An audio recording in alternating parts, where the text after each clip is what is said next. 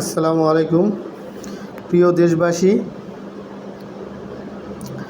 বর্তমান বাংলাদেশে 5ই আগস্টের পর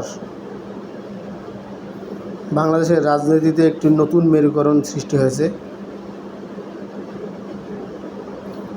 বিশেষ করে তরুণ সমাজ এই দেশের নেতৃত্বে আসতে চায়, আর এই তরুণ সমাজকে পথভ্রষ্ট করার জন্য বিভিন্ন সময়ে বিভিন্ন ধরনের ষড়যন্ত্র সৃষ্টি হচ্ছে।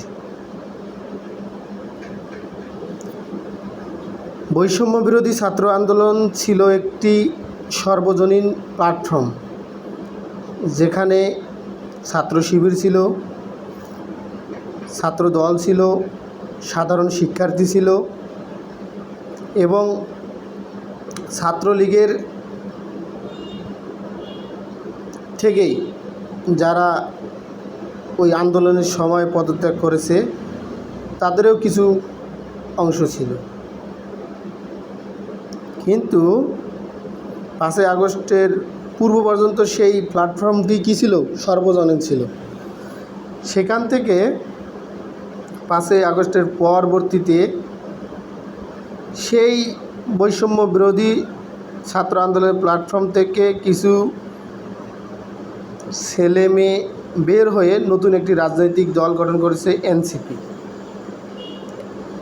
এই এনসিপির সাথে কোনো বৈষম্য বিরোধী আন্দোলনের সম্পর্ক নেই, কারণ বৈষম্য বিরোধী যারা আন্দোলনে প্ল্যাটফর্মে ছিল তাদের অনেকেই এনসিপিতে গেছে, অনেকেই ছাত্র শিবিরে চলে গেছে, অনেকেই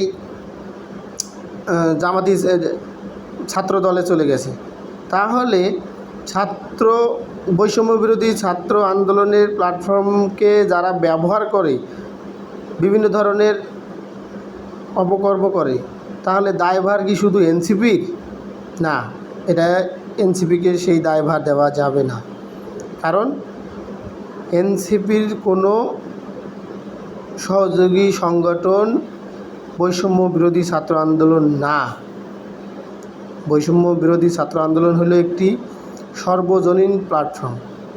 হ্যাঁ, তখন 5ই আগস্টের আগে তারা সকল ছেলেমেয়েরা ওই প্ল্যাটফর্মে ছিল, পরবর্তীতে তারা তাদের বিভিন্ন প্ল্যাটফর্মে তারা চলে গেছে।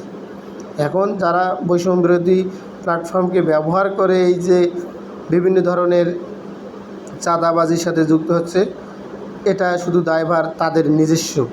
এখানে এনসিপির কোনো দায়িত্ব দেওয়া যাবে